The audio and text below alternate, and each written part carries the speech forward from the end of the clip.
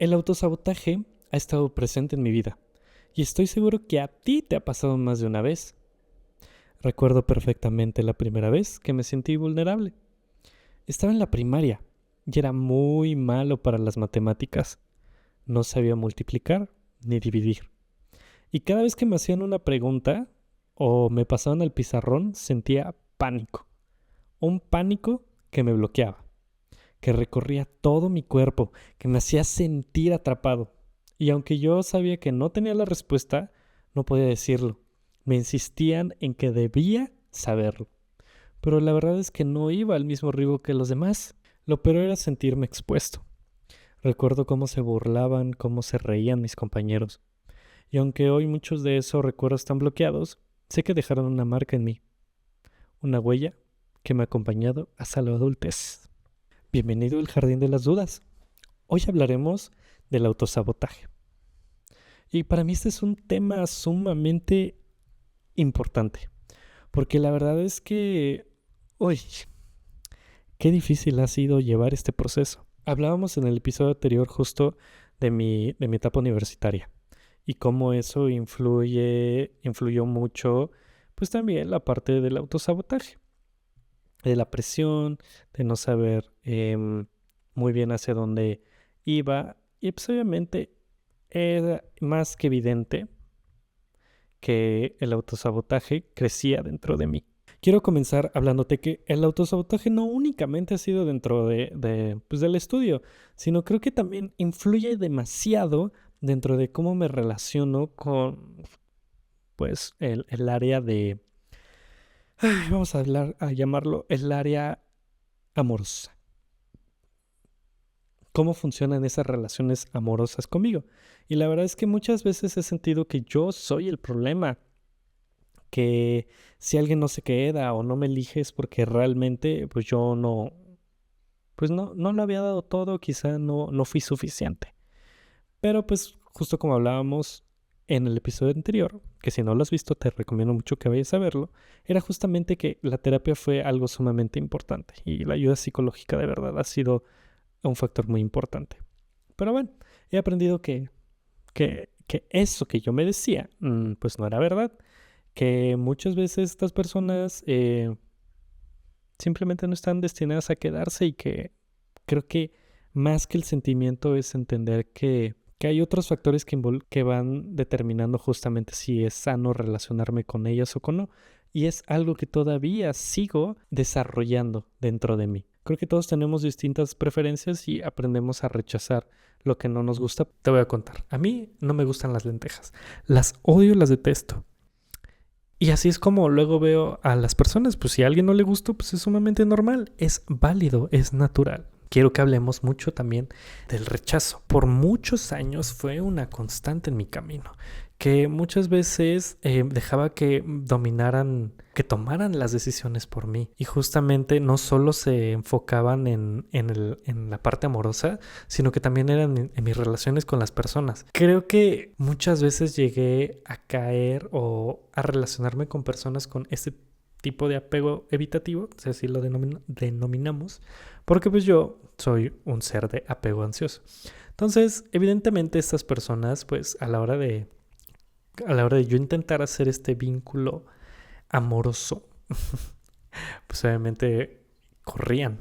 Y muchas veces me llegué a relacionar con personas que le tenían demasiado miedo al compromiso. Y yo no lo quería aceptar y siempre terminaban en una buena ghosteada pues sí, se desaparecían sin dar ninguna explicación. Y aunque mucho tiempo me costó trabajo entenderlo, pues realmente es que el problema no era yo, ni siquiera se relacionaba conmigo, sino que muchas veces eran patrones que yo no podía romper y caía en este ciclo, que constantemente no podía salir porque no había entendido que no es que yo no era suficiente, que no daba más o que simplemente pues por ser tan intenso como esas personas solían decirme, pues era que no se quedaban, iba más allá. Pero bueno, eso te cuento parte de mi vida amorosa. Pero ahora, Hablando del autosabotaje, también se refleja mucho en ahora en mis clases de italiano. Porque sí, comencé a tomar clases de italiano porque mi sueño es irme a vivir a Italia. Y bueno, creo que ahora con el paso del tiempo he aprendido mucho a desarrollarme de una manera mucho más consciente y dejar que este miedo a verme vulnerable ante las personas llegue a un autosabotaje. Y te voy a ser muy honesto.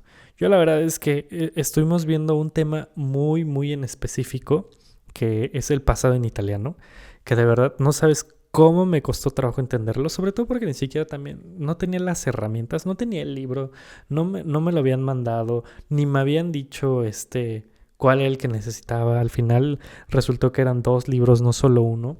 Entonces, bueno, fue un relajo. Fueron cosas que yo tampoco no me fijé y cosas que ya no estaban dentro de mis manos de que llegara el libro.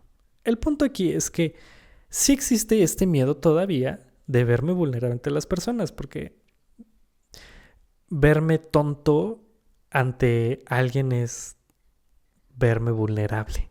Y la verdad es que, pues a nadie le gusta verse vulnerable y ver que no sabe. Pero es normal. Estoy aprendiendo y cometer errores, sobre todo cuando pues, estamos desarrollando una nueva habilidad o estamos aprendiendo algo nuevo, es parte del proceso. Es simplemente aprender a que uno debe ser amable consigo mismo. A que no es que ya deberías saber cómo hacerlo. No, estás ahí para aprender. Y eso también me pasaba mucho en la universidad. O sea, creo que la gente da por sentado que ya deberías saber cuando estás evidentemente llegando a aprender. Entonces no deberían de ponerte presión. Pero bueno, así es como yo lo he vivido. El aprendizaje no es una carrera, es un viaje personal que cada uno recorre a su propio ritmo. Recuerdo mucho cuando justamente empecé a entrenar para el Querétaro Maratón. Muchas de las cosas que pues obviamente me cansaba mucho y era esta lucha constante conmigo mismo de no tirar la toalla. Porque sí, se ha vuelto muy cliché salir a correr, pero viéndolo de una manera un poquito más analítica, la verdad es que eres tú contigo mismo. Y la verdad es que la mente sí influye mucho en las decisiones. Yo me acuerdo que cuando llegaba, al principio corría 3 kilómetros, sentía que no llegaba. El primer 1,5 kilómetros ya estaba muy, muy cansado. Pero justamente es cuando llegas a este estado de paz contigo mismo y de haces las paces, es cuando logras hacer más de lo que esperabas. Y el día que corrí el Querétaro Maratón, de verdad, me impresionó que lo logré. De verdad, lo logré y en un tiempo que no quería hacerlo. Y era mi primera vez, pero justamente me permití, ser vulnerable, de pedir ayuda, porque también decidí, pues, que alguien más me entrenara, de llevar mis tiempos y de comprometerme conmigo mismo, porque al final era algo que yo quería hacer. Entonces, es normal, es parte del proceso, estamos aprendiendo.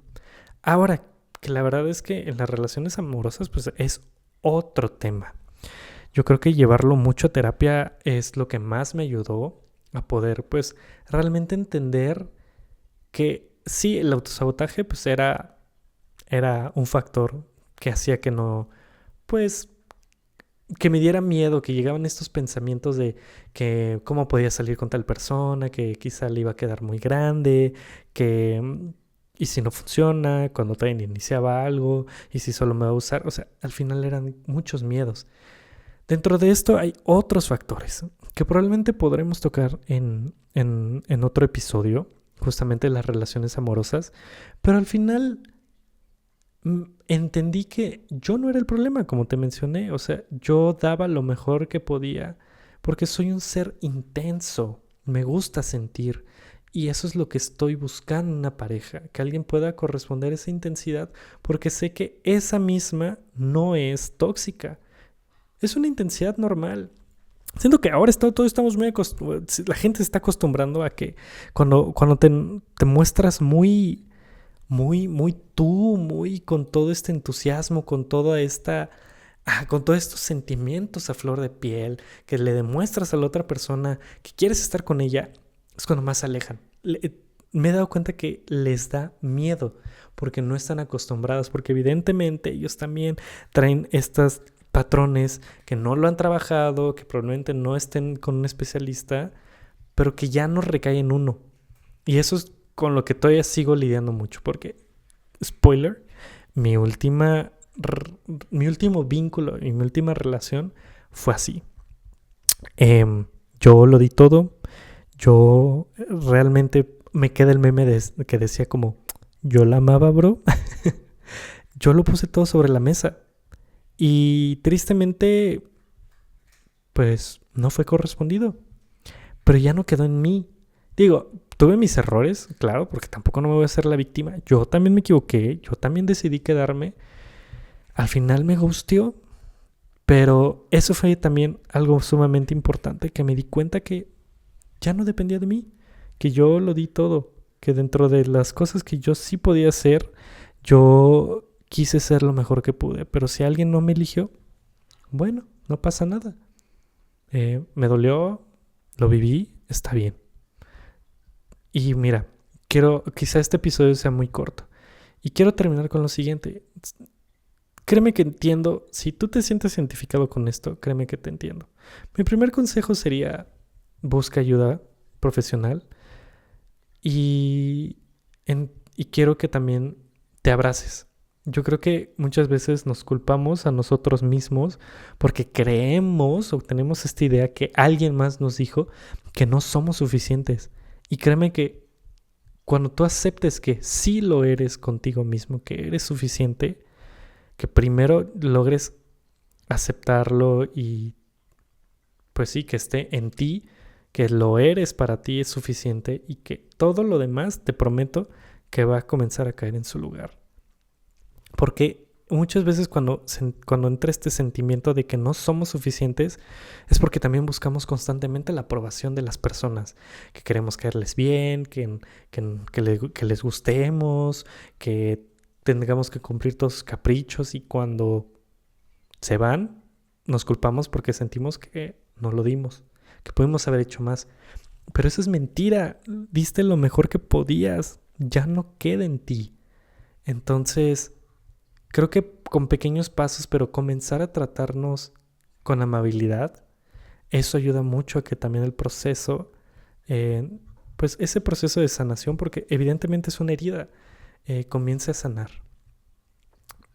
Y si nos dirigimos más por el lado de que estés aprendiendo una nueva habilidad y todo, sí quiero decirte que tente paciencia. No todos nacimos sabiendo pues todo, si no, pues no habrían escuelas. Si sabríamos hacerlo todo, pues no tendríamos necesidad de estar buscando a alguien más que nos enseñe. Pero lo más importante dentro de eso, como también en lo otro, amoroso, es pues practicar. Y dentro de esos errores es aprender. Y entiende que cada quien avanza a su propio ritmo. Lo más importante es tratarnos con compasión, y eso mismo nos va a ayudar también a poder reflejarlo en lo demás. La verdad es que me siento yo todavía sigo manejando este tema de una manera distinta. Y que sí, el miedo está real ahí de no quererme equivocar. Y ahora que estoy conociendo a alguien, el miedo existe. Pero creo que justo ir a terapia me ha dado muchas herramientas para comenzar a plasmar estos miedos, estos sentimientos, saber cómo comunicarlos. Y me he dado cuenta que poco a poco todo va tomando su lugar. Entonces, espero que mis palabras te hayan servido. Siempre puede haber espacio para mejorar, pero hay que permitirnos hacerlo. No te compares con nadie. Si no eres bueno en eso, no pasa nada. Síguelo intentando. Puede ser que eso no sea tu talento, tu vocación, y eso también está bien. No pasa nada. Hay que experimentar y estar abierto a que nuevas cosas también lleguen a nuestra vida. Así que es todo lo que quería compartir contigo. Muchas gracias por escucharme. Esto fue El Jardín de las Dudas y nos vemos en el próximo episodio. Adiós.